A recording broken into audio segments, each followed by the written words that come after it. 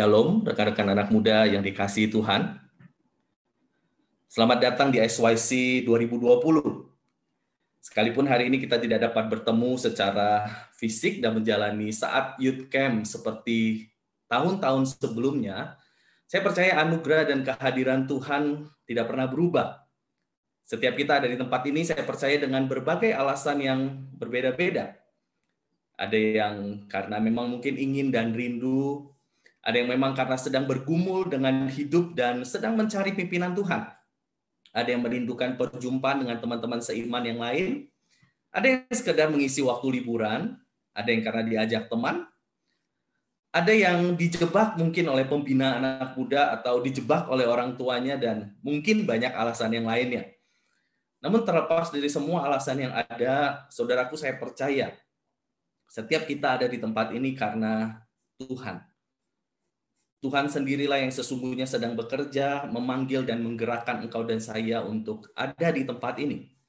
Tuhan sendirilah yang sesungguhnya sedang mengerjakan apa yang Ia ingin kerjakan dalam hidup kita hari ini. Karena itu saudara, saya berdoa supaya 3 hari ke depan setiap saudara boleh mengalami perjumpaan dengan Tuhan. Saya berdoa supaya 3 hari ke depan kita boleh lebih mengenal Tuhan, lebih mengasihi Dia. Saya berdoa supaya 3 hari ini kita boleh disegarkan, dibangunkan, dibaharui untuk berjalan bersama dengan Tuhan sampai dengan akhir hidup kita. Karena itu mari sebelum kita merenungkan dan membaca firman Tuhan, mari kita sama-sama berdoa. Tuhan, kami bersyukur Engkau Allah menghantar kami ada sampai di tempat ini. Engkau Allah yang mengenal kami, Engkau tahu setiap diri kami, Engkau tahu pergulatan kami, Engkau tahu kami ada di mana sekarang ini ya Tuhan. Di tengah kebingungan, kegalauan kami menapaki perjalanan hidup kami, Tuhan, kami mau mendekat lagi. Biarlah Tuhan beberapa hari ke depan ini kami boleh lebih mengenal Engkau dan lebih mengasihi Engkau. Kami yang datang dengan kegalauan, kami yang datang dengan kebingungan, kami yang datang di dalam kesesatan, Tuhan, Engkau yang bawa kami kembali kepada Engkau. Terima kasih Tuhan karena di tengah segala keadaan yang terus berubah, ada Engkau Allah yang setia yang tidak berubah. Di tengah segala gundah gulana dunia, ada Engkau Allah yang tetap kokoh dan teguh, yang tidak pernah meninggalkan kami. Biarlah Tuhan kami mengalami itu di hari-hari ini ya Tuhan. Sebentar kami akan membaca dan merenungkan firman-Mu. Mohon Tuhan Engkau Allah menuntun setiap kami untuk bukan hanya boleh memahami firman-Mu, namun kami boleh mengerjakannya dalam kehidupan kami. Sertai hamba-Mu yang lemah, yang penuh keterbatasan, pakai hanya untuk menyampaikan isi hati-Mu. Terima kasih Tuhan, dalam nama Tuhan Yesus kami berdoa. Amin. Saudaraku, mari kita membuka satu bagian Alkitab. Mari kita buka dari Kejadian pasalnya yang pertama, ayat yang ke-26 hingga ayatnya yang ke-27. Kejadian pasal yang pertama, ayat 26 hingga ayatnya yang ke-27. Jika saudara sudah mendapatkannya, bolehkah saudara memberikan semacam reaction, mungkin tepuk tangan, jempol, apapun itu saudara, untuk menunjukkan bahwa oke, kita ada sama-sama di tempat ini, begitu ya. Thank you teman-teman yang sudah memberikan reaksi, begitu ya. Dan kalau saudara nyaman, kuota mumpuni, begitu ya, bolehkah saudara tetap menyalakan video, begitu ya. Tapi kalau saudara memang berhalangan, kurang nyaman, it's okay untuk teman-teman tetap mematikan video, tapi tetap mengikuti seluruh rangkaian ibadah ini dengan baik, begitu ya. Nah, saudara, kalau sudah mendapatkannya, mari kita membacakan bagian Alkitab dari Kejadian pasal 1 ayat 26 sampai 27 itu bersama-sama di tempat kita. Nggak perlu di-unmute, mari kita bacakan sama-sama saja. 1, 2, 3. Baiklah kita menjadikan manusia menurut gambar dan rupa kita, supaya mereka berkuasa atas ikan-ikan di laut dan burung-burung di udara, dan atas ternak dan atas seluruh bumi, dan atas segala binatang melata yang merayap di bumi. Maka Allah menciptakan manusia itu menurut gambarnya, menurut gambar Allah diciptakannya dia, laki-laki dan perempuan diciptakannya mereka. Saudara, saya akan menampilkan satu gambar. Saya berharap saudara memperhatikan ya, begitu ya. Saudara, kalau saudara melihat gambar ini, kira-kira kesan atau pikiran apa yang pertama-tama muncul dalam pikiran saudara? Ketika melihat gambar ini, hal apa yang pertama kali muncul dalam pikiran saudara? Saudara, kalau saya, gitu ya, saya akan stop gitu ya. Kalau saya, saudara, yang muncul dalam pikiran saya adalah saya kesel dan sebel, saudara, gitu ya. Saudara, gambar seperti ini sebenarnya bukan pemandangan yang asing buat saya.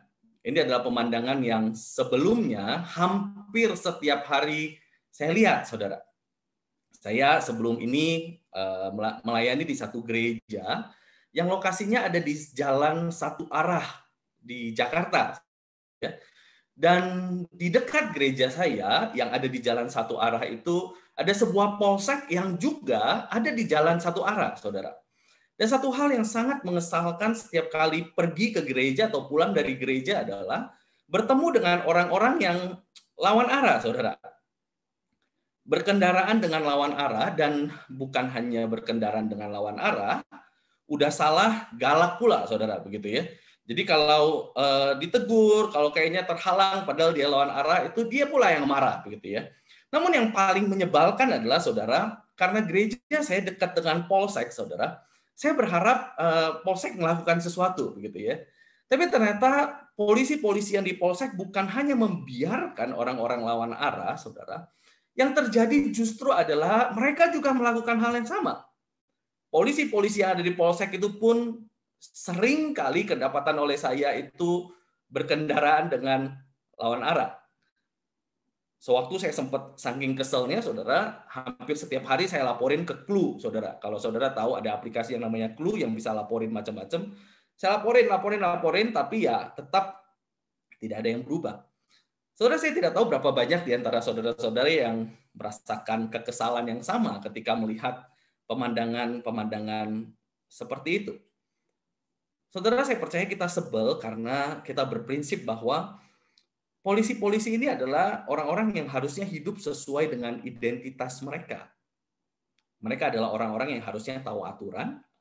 Mereka harusnya adalah orang-orang yang menjadi teladan dalam mengerjakan aturan itu. Mereka harusnya adalah orang-orang yang menegakkan aturan, bukannya orang yang melanggar aturan, dan melanggarnya pun hampir seperti tidak ada rasa bersalah. Kita sebel dan kesel, saya percaya, karena kita menemukan mereka tidak hidup menurut identitas dan status yang sedang mereka sandang. Karena kan sebenarnya ini cuma satu dari begitu banyak contoh menyebalkan dan mengesalkan dari orang-orang yang tidak hidup menurut identitas yang dimiliki. Saudara, mungkin masih ada contoh-contoh lain seperti orang tua yang harusnya berdasarkan identitasnya menjadi orang yang memelihara, melindungi, dan mengasihi anak-anaknya, justru menjadi orang yang menelantarkan dan mengabuse anaknya. Atau contoh lain adalah guru yang harusnya mengayomi, mendidik siswanya, justru ditemukan menjadi orang yang merusak hidup siswanya. Atau contoh, ada pula rohaniawan, saudara. Rohaniawan yang harusnya menjadi teladan dalam mencintai Tuhan, justru menjadi orang yang gila-gilaan mencintai dirinya sendiri.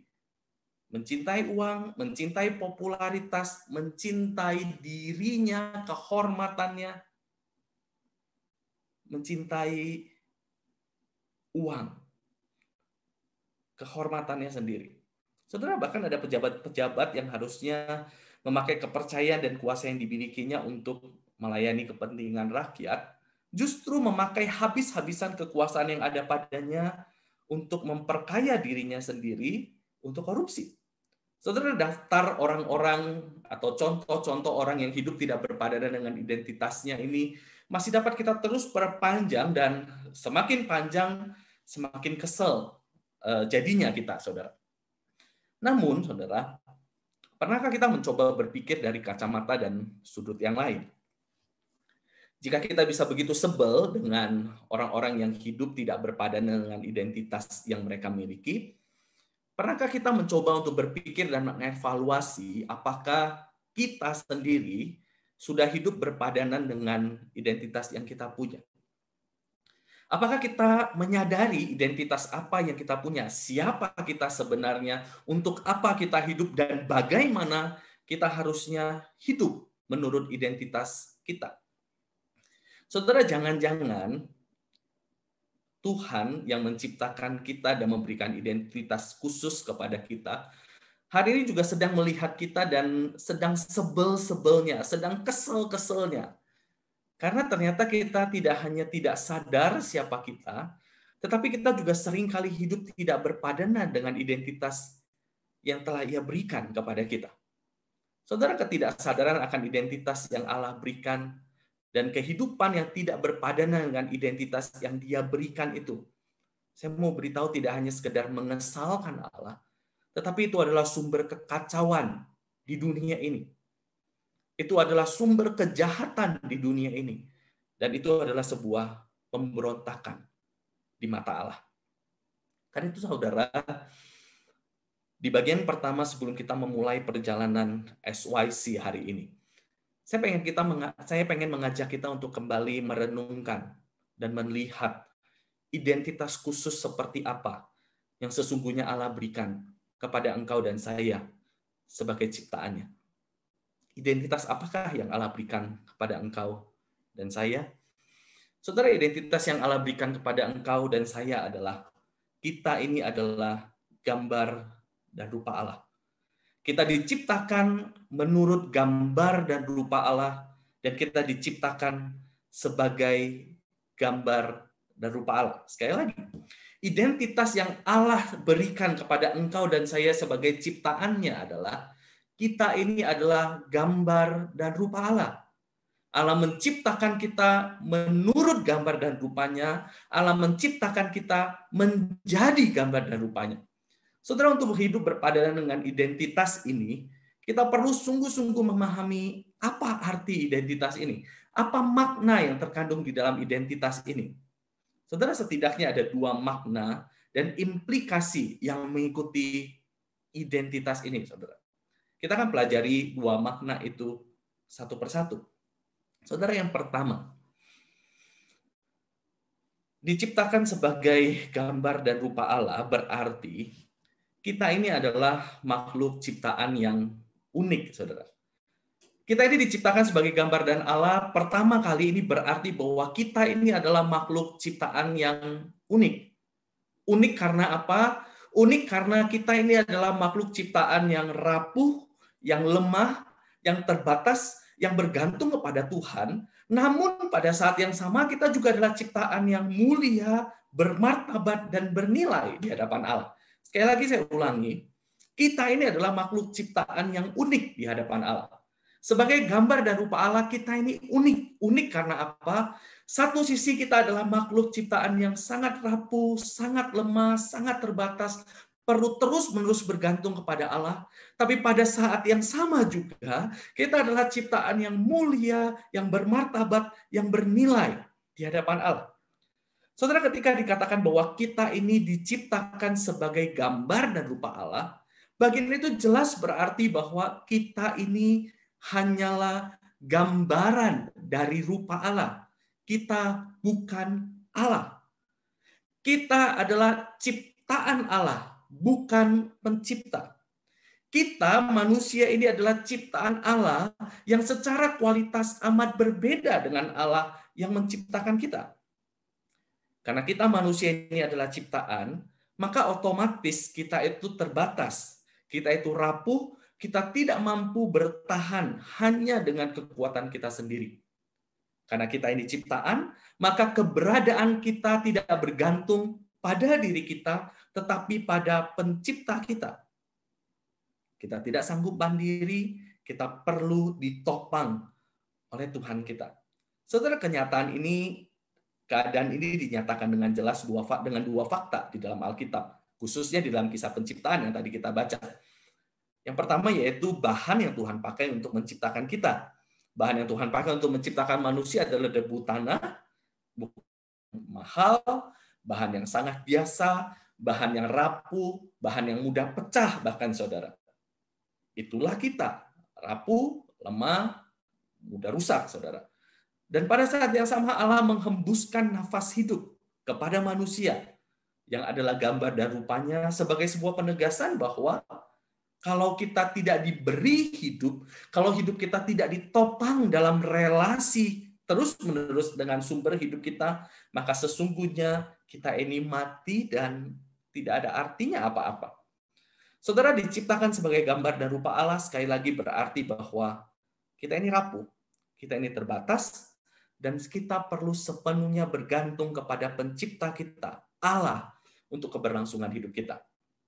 Saudara, tentu ini tidak berarti bahwa kita nggak punya kekuatan. Tentu ini tidak berarti bahwa kita nggak punya kreativitas dan tidak punya kemampuan sama sekali. Saudara, kita punya kekuatan, kita punya kreativitas, kita punya kemampuan, kita punya kehebatan. Dan saya percaya kita punya semua itu dengan sangat luar biasa.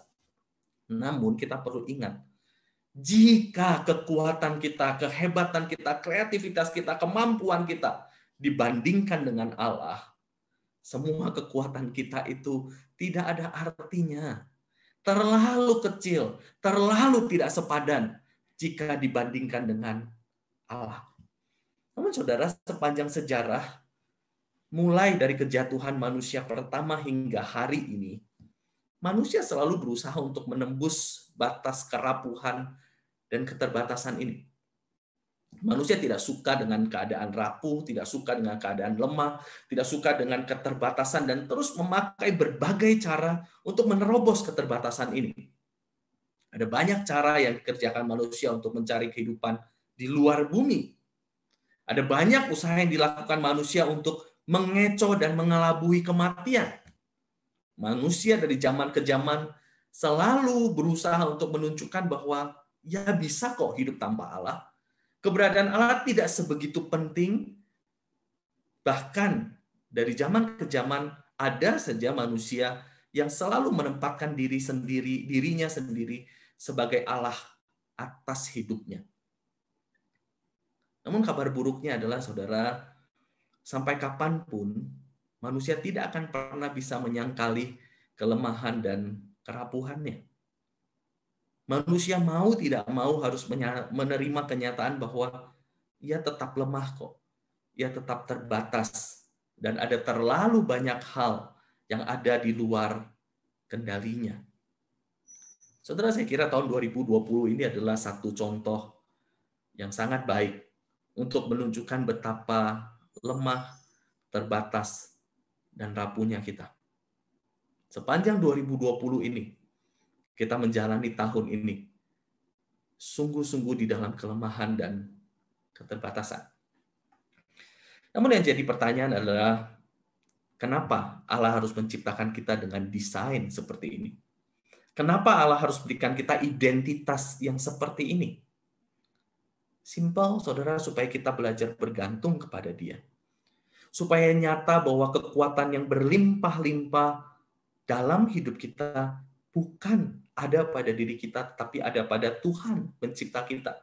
Supaya nyata terlihat bahwa yang mulia, harta karun yang terindah dalam diri kita adalah Allah kita. Saudara, satu kali dalam pelayanan saya bertemu dengan seorang anak muda, saudara.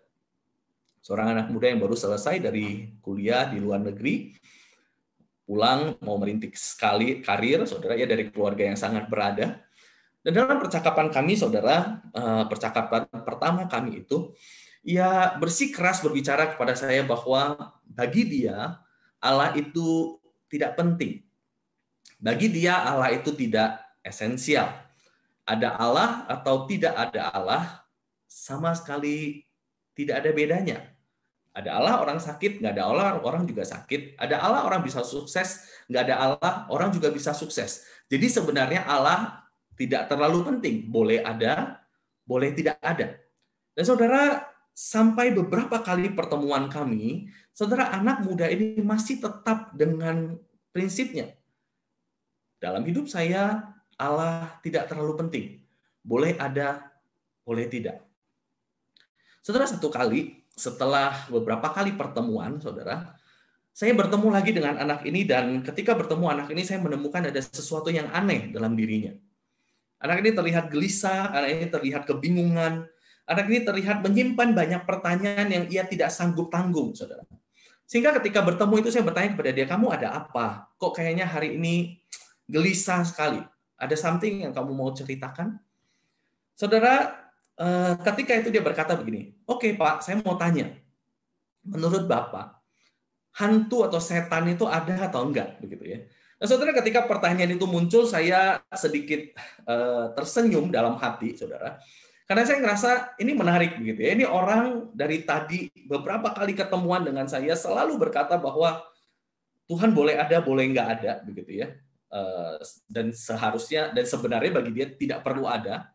Dia merasa tidak harus ada, dan tidak ada bedanya bagi dia ada Allah atau tidak, begitu ya. Tapi di titik itu dia berkata, hantu ada atau tidak? Saya rasa ini kemajuan, saudara, begitu ya. Lalu saya berkata, ada dong, hantu itu apa? Saya jelaskan, saudara, kepada dia, begitu ya. Namun semakin menjelaskan, saya mulai merasa begini, kenapa ini anak tiba-tiba bertanya soal hantu?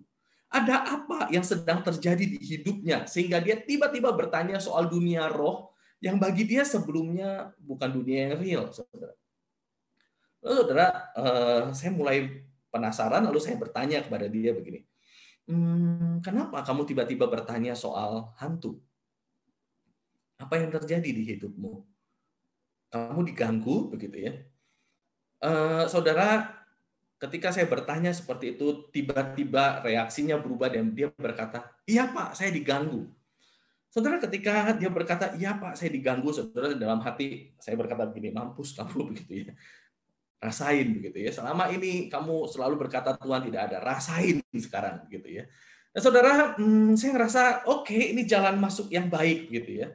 Lalu saya berkata kepada dia begini, oke, selama ini kan kamu ngomong gitu ya, kamu ngomong bahwa Tuhan nggak ada lah, ada Tuhan atau nggak ada Tuhan nggak ada bedanya. Ini saatnya, saya bilang, ini saatnya kamu membuktikan bahwa Tuhan itu ada atau tidak ada. Saya tidak minta kamu untuk langsung percaya Tuhan ada, tapi saya minta kamu sekarang untuk mari challenge Tuhan, saya bilang gitu. Sama ini kan kamu bilang Tuhan ada atau tidak ada, nggak ada bedanya. Boleh nggak malam ini kamu pulang dan kamu challenge Tuhan. Kamu bilang, Tuhan, saya diganggu oleh setan. Seringkali dia nggak bisa tidur malam, dia rasa selimutnya ditarik-tarik, dia diganggu-ganggu. Sehingga dia nggak bisa tidur sepanjang malam, begitu ya. Dan dia berkata, saya berkata, ayo challenge Tuhan sebelum kamu tidur malam ini, kamu ngomong aja, semacam doa sama Tuhan.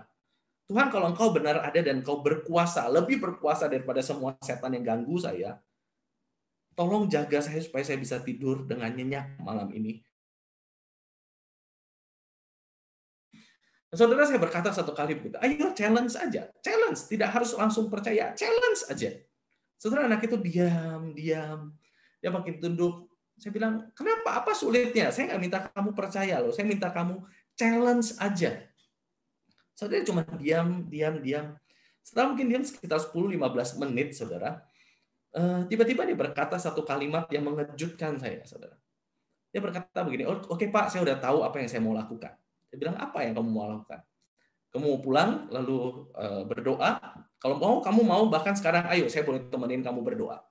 Dia bilang, enggak Pak, saya nggak mau berdoa. Loh, lalu kamu mau apa? Saya besok akan pergi beli dogi, dia bilang gitu.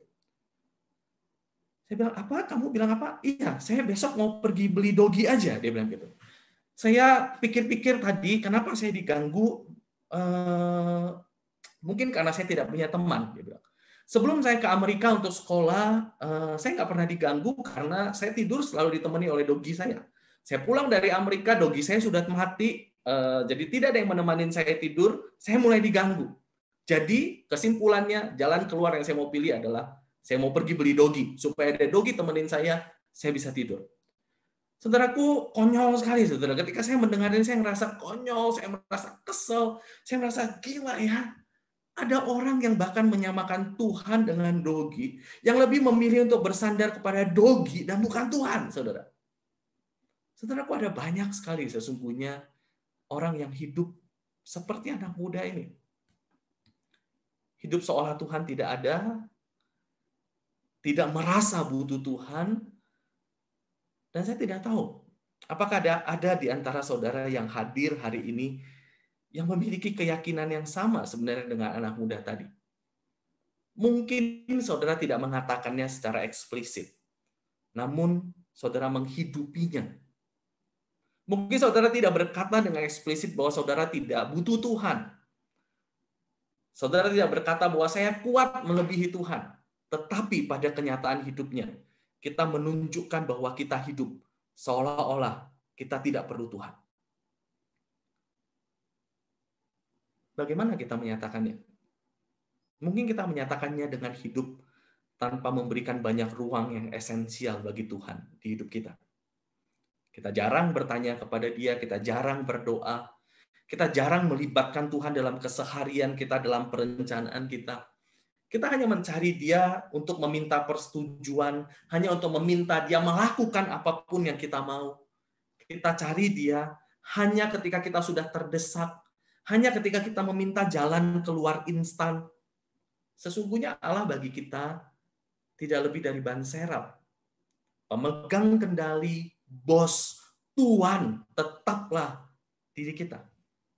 Nah, saudara, jika engkau dan saya hidup seperti itu, secara tidak sadar, sebenarnya kita terus-menerus memberontak dari identitas yang Allah berikan kepada engkau dan saya, yaitu gambar dan rupa Allah yang rapuh, yang lemah, yang terbatas, yang perlu bergantung kepada Dia.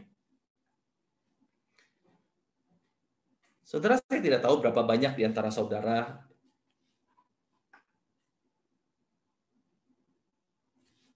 yang pernah melihat bunga ini, saudara. Bunga ini adalah bunga dandelion, saudara, begitu ya. Bunga yang sering digambarkan dalam kisah-kisah romantis, bunga yang kalau diembus itu sepertinya copot semua bunga-bunga halusnya lalu bertebaran di udara, memberikan suasana yang kayaknya keren banget begitu ya. Tapi saudara tahu, apakah saudara tahu ada satu fakta menarik soal bunga ini? Bunga ini sering ditampilkan sebagai bunga yang rapuh, bunga yang kalau diembus aja akan hancur lulu lanta, berantakan, bertaburan, saudara. Tapi saudara, satu kali saya menemukan satu fakta yang menarik soal bunga ini.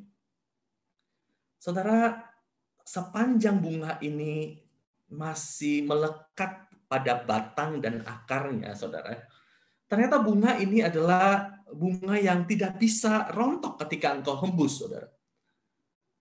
Ketika bunga ini masih melekat pada akar dan batangnya, mau sekencang apapun engkau hembus, saudara, bunga ini tidak akan rontok. Tapi begitu engkau cabut bunga ini dari akarnya, saudara, angin yang hembusan angin yang lembut saja akan merontokkan bunga ini. Apa yang mau dikatakan melaluinya? Ya mau dikatakan simple. Bahkan bunga yang serapuh ini, kalau ia masih melekat pada akar dan sumber hidupnya, ya kokoh. Saudara, yang sama yang Tuhan berikan kepada engkau dan saya. Kita lemah, kita terbatas, namun sepanjang kita masih melekat pada sumber hidup kita, kita kuat. Lepas dari sumber hidup kita, seberapa hebat dan kuat pun kelihatannya kita, sesungguhnya kita rapuh. Kita akan dulu lanta, saudara. Itu yang pertama. Kita adalah ciptaan yang unik. Unik karena di satu sisi kita ini adalah makhluk yang begitu rapuh, kita yang begitu lemah, kita begitu terbatas. Namun uniknya juga karena di saat yang sama kita yang rapuh, lemah, dan terbatas ini adalah ciptaan yang istimewa, yang mulia, yang bermartabat, yang bernilai di mata Allah. Memang bahan yang Tuhan pakai untuk menciptakan engkau dan saya adalah bahan yang amat biasa, rapuh dan terbatas. Bahan yang tidak terlalu berharga. Namun, saudara, kita berharga karena Allah yang menciptakan kita memberikan nilai, martabat, dan keberhargaan yang membedakan kita dari ciptaan yang lainnya. Kita dipercaya oleh Tuhan menjadi representasi dan refleksi dirinya. Bayangkan ini saudara, Allah pencipta alam semesta, Allah yang melampaui segala akal, Allah yang sempurna, Allah yang kekal, mau memakai engkau dan saya yang limited ini untuk menjadi wakilnya, menjadi representasinya, menjadi grand ambassador-nya, saudara. Keberhargaan kita tidak terletak pada bahan untuknya kita diciptakan, tapi keberhargaan kita terletak pada siapa yang telah menciptakan kita, nilai apa yang diberikan oleh pencipta kita, dan siapa yang sedang kita wakili di dunia ini, yaitu Allah kita. Saudara, di bagian ini Allah sebenarnya mau menegaskan bahwa identitas sebagai gambar dan rupa Allah menunjukkan bahwa keberhargaan, nilai, dan martabat kita sebagai manusia adalah nilai dan keberhargaan yang diberikan oleh Tuhan, bukan martabat nilai yang kita peroleh dengan perjuangan kita sendiri. Our worthiness is not achieved. Our worthiness is given by God. Sekali lagi saya ulangi. Our worthiness is not achieved. Our worthiness is given by God. Tidak peduli bagaimana keadaanmu hari ini. Mungkin kau merasa engkau tidak sebaik orang lain, tidak secantik orang lain, tidak semenarik orang lain, tidak sekreatif orang lain, tidak sehebat orang lain. Saya mau berkata, engkau bernilai di mata Allah. Karena Allah sendiri yang mengatakannya. Tidak peduli apa yang orang lain katakan tentang engkau. Mungkin ada orang yang berkata engkau tidak diinginkan, engkau tidak direncanakan. Mungkin ada orang lain yang berkata bahwa engkau ini hancur, engkau ini berantakan. Tapi saya mau berkata, Tuhan yang menciptakan engkau berkata bahwa engkau diinginkan, engkau direncanakan, engkau berharga di matanya. Saudara, keberhargaan kita bukan sesuatu yang engkau dan saya perlu perjuangkan dan perlu dapatkan dari pengakuan orang.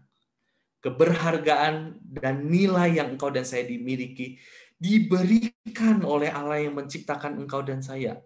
Dan keberhargaan kita sudah dibuktikan dengan penebusan yang Kristus kerjakan di atas kayu salib. Nilai engkau dan saya sebagai gambar Allah adalah seharga nyawa dan darah Yesus. Saudara, hari ini sayangnya kita hidup di tengah dunia yang terus-menerus berusaha untuk menjerat kita agar kita mengusahakan keberhargaan kita dengan cara kita sendiri. Kita dipaksa untuk terus-menerus membangun nilai kita dari usaha kita. Kita diajar untuk membangun keberhargaan kita berdasarkan penampilan kita. Keren atau tidak keren, ganteng atau tidak ganteng, cantik atau tidak cantik. Berdasarkan pencapaian kita, sukses atau tidak sukses, berapa nilai kita, apa jabatan yang kita punya, mobil apa yang kita punya, handphone apa yang kita punya, berapa tabungan yang kita punya, di sekolah, di universitas apa kita punya, dan sebagainya.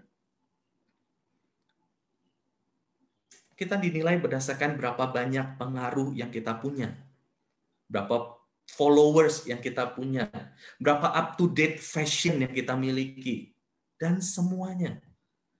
Ketika kita bisa mengikuti dengan up-to-date, ketika pencapaian kita oke, ketika kita sukses, ketika apa yang kita miliki oke, kita merasa kita cukup berharga. Ketika kita merasa semua itu belum cukup oke, kita mengejar mati-matian supaya kita punya yang lebih oke, dan dengan punya yang lebih oke, kita berharga. Saudara, ada banyak orang yang merasa dunia tidak berharga karena nggak punya pacar. Sehingga akhirnya mati-matian mendapatkan pacar, saudara. Saudara, kabar buruknya adalah semua keberhargaan yang engkau dan saya usahakan dengan cara kita sendiri, semuanya itu bersifat rapuh dan sementara. Kalau engkau merasa engkau berharga karena engkau punya banyak followers, saudara, karena ada banyak yang like statusmu setiap update yang kau kerjakan, rasa berhargamu akan hilang ketika orang mulai tidak like, orang mulai tidak follow engkau. Atau engkau akan merasa engkau kurang berharga ketika dibandingkan dengan orang yang punya subscriber, punya followers, punya likers yang lebih banyak dari engkau. Ketika kau merasa bahwa keberhargaanmu terletak pada tampangmu, pencapaianmu, maka engkau akan langsung rasa insecure ketika kau menemukan orang yang penampilannya lebih oke dari engkau, pencapaiannya lebih oke dari engkau, hidupnya lebih sukses dari engkau, punya handphone yang lebih oke dari engkau, fashionnya lebih up to date dari engkau.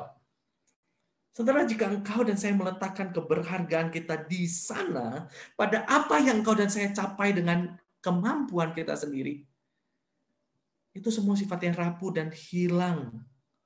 Begitu kita menemukan orang lain yang lebih dari kita.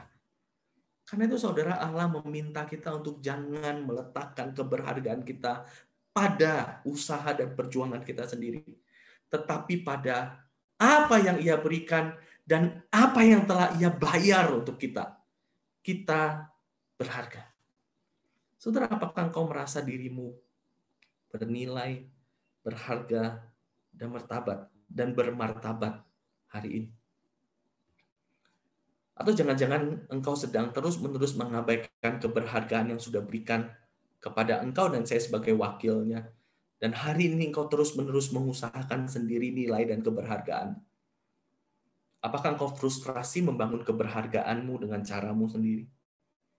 Engkau sedang membangunnya di atas dasar apa hari ini? Apakah engkau sering merasa insecure, sering merasa terancam?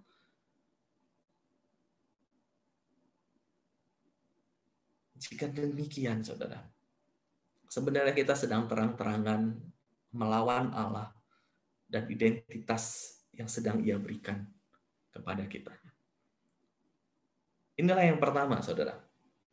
Identitas yang Allah berikan kepada kita untuk kita hidupi adalah sebagai gambar dan rupanya. Ciptaan yang rapuh, ciptaan yang lemah, ciptaan yang terbatas yang perlu bergantung kepada Tuhan.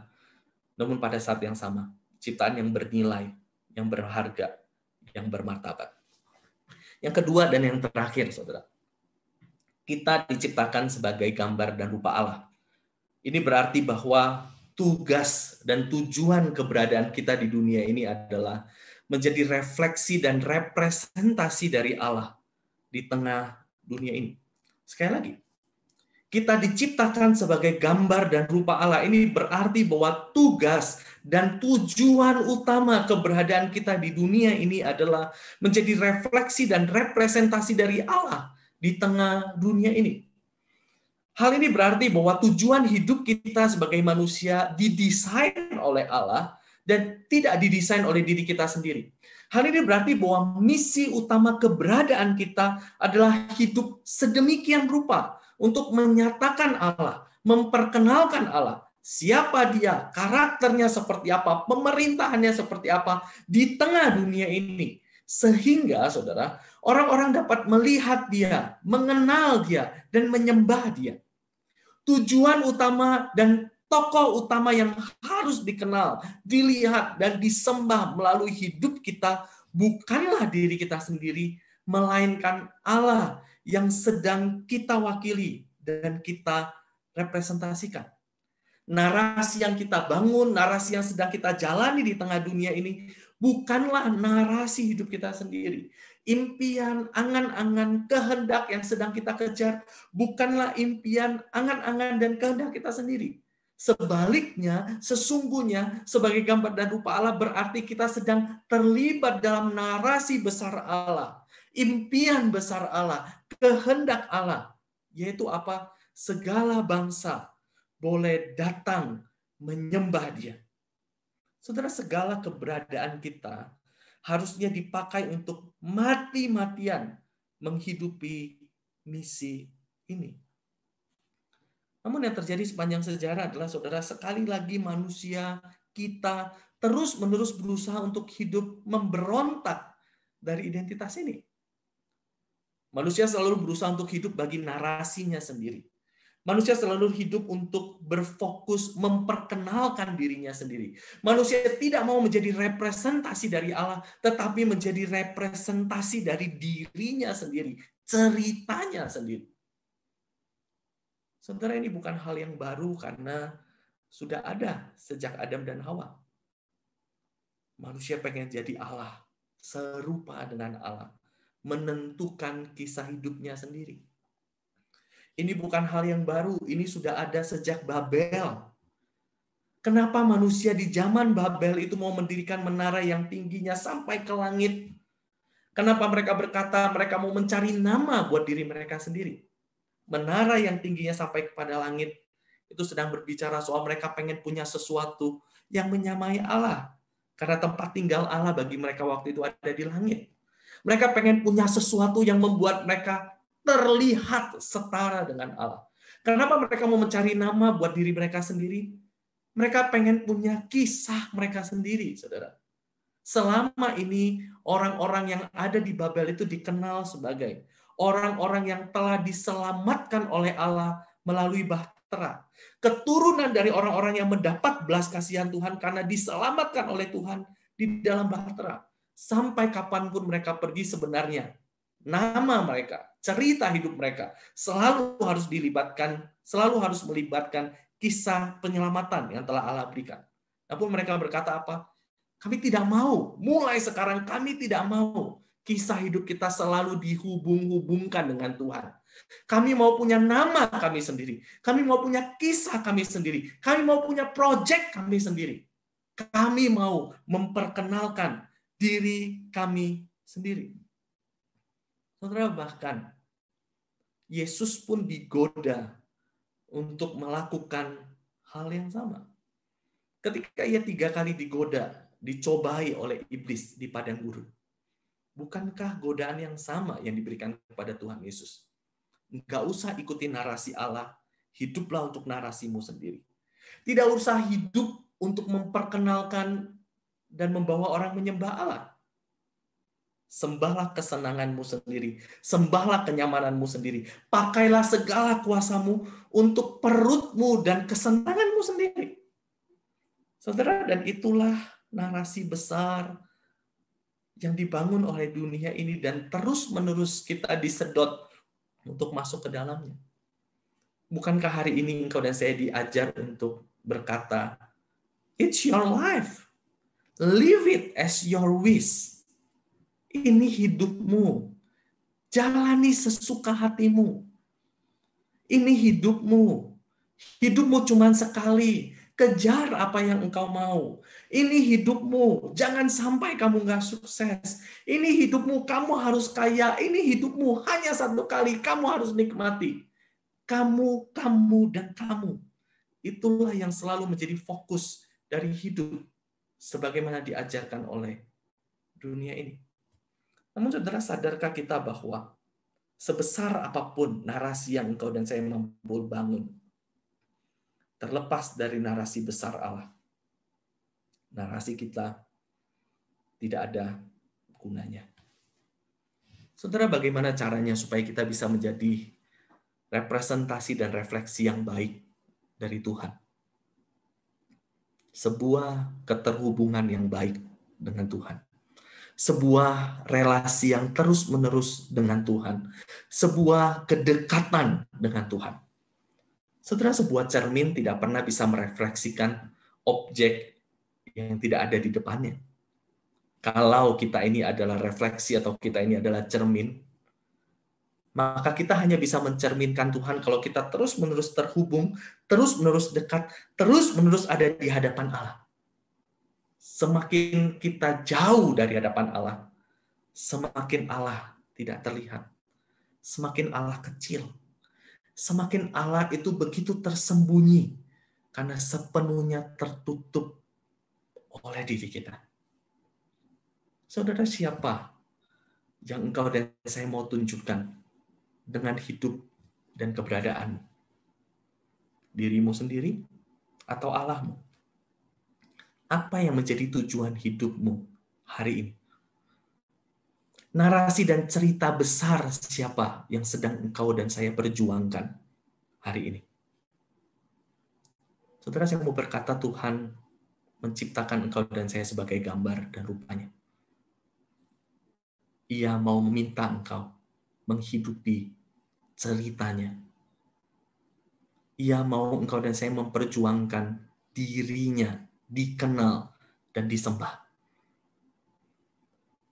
Saudara, di tengah engkau merencanakan masa depanmu, pilihan-pilihan studimu, pilihan-pilihan pekerjaan yang engkau akan ambil. Apakah engkau sungguh-sungguh menggumulkan bagaimana semua itu bisa memperkenalkan dan menyatakan Allah? Atau dalam semua pilihan itu, yang kau pikirkan hanya yang mana yang lebih keren? Yang mana yang orang tua saya mau? Yang mana yang akan buat saya kaya? Yang mana yang sedang populer? Yang mana yang paling nyaman? Yang mana yang banyak duitnya? Yang mana yang paling nyaman? Saudara, Tuhan tidak memberikan semua itu hanya untuk engkau dan saya nyaman. Tuhan bisa menempatkan kita pada pilihan-pilihan yang dianggap bodoh oleh dunia ini. Pilihan-pilihan yang tidak nyaman, pilihan-pilihan yang sulit, namun menjadi pilihan yang terbaik agar kita boleh memperkenalkan Allah kepada mereka yang ada di sekitar kita. Saudara, mengetahui kehendak Allah tidaklah sulit. Kehendak Allah cuma satu bagi kita. Hidup sebagai representasi Dia di tengah dunia ini. Ingin dan mau tunduk untuk menjadi representasi Allah. Itulah yang sulit, saudara. Rekan-rekan yang dikasihi Tuhan, Yesus dalam inkarnasinya telah menunjukkan kepada kita bagaimana gambar dan rupa Allah yang ideal dan benar itu, saudara. Yesus dalam inkarnasinya merangkul kerapuhan, merangkul keterbatasan, merangkul kelemahan, dan ia hidup bergantung penuh pada Bapaknya yang di surga. Yesus dalam inkarnasinya puas dengan satu komentar Bapa. Inilah anakku yang kukasihi. Kepadanya aku berkenan. Saudara, sebodoh apapun apa yang Yesus lakukan menurut orang pada zamannya, sekonyol apapun yang ia lakukan bagi orang-orang pada masa ia hidup, seberat apapun yang ia jalani pada waktu itu, saudara, Yesus puas dengan komen Bapaknya. Inilah anakku yang aku kasih. Saudara, Yesus memakai seluruh hidup inkarnasinya hanya untuk mengerjakan satu hal. Menggenapi penebusan Bapa. Agar segala suku, segala bangsa boleh datang menyembah Allah. Saudara, Yesus bukan hanya menjadi teladan buat kita. Ia mengajak kita untuk menjalani perjalanan dan identitas yang sama. Ia bus kita yang sudah gagal dan menyimpang begitu jauh dari identitas kita untuk kembali kepada identitas yang sudah didesain Allah bagi kita. Itu yang ia kerjakan di atas kayu salib. Pertanyaannya, maukah engkau dan saya menghidupi identitas ini? Apakah engkau mau hidup berpadanan dengan identitas ini? Saudara, mari kita tunduk kepala. Mari kita berdoa. Tuhan, tolong kami. Di awal perjalanan ini, ajar kami memulai dari desain awal yang Kau berikan bagi kami. Menjadi gambar dan rupa-Mu. Ampuni kami ya Tuhan, kami hidup terlalu jauh. Kami menyimpang terlalu jauh. Kami sengaja memberontak pada desain awal yang telah Engkau berikan. Ampuni kami dengan betapa sombong dan arogannya kami ya Tuhan, yang sering kali merasa kami bisa hidup tanpa Engkau. Yang mempraktekkan hidup tanpa Engkau ya Tuhan. Ampuni kami ya Tuhan, betapa arogannya kami yang berusaha untuk membangun keberhargaan kami dengan cara kami sendiri. Ampuni kami Tuhan. Dan terlebih lagi ya Tuhan, ampuni kami. Sering kali kami hidup untuk diri kami sendiri. Ampuni kami ya Tuhan. Saat ini kami mau kembali ya Tuhan. Kami mau kembali kepada desain awal-Mu. Kami mau memandang kepada penebusan Kristus. Dan kami mau hidup menurut rancangan-Mu bagi kami, ya Tuhan. Tuhan tolong kami. Terima kasih Tuhan. Dalam nama Tuhan Yesus kami berdoa. Amin. Berkati saudara.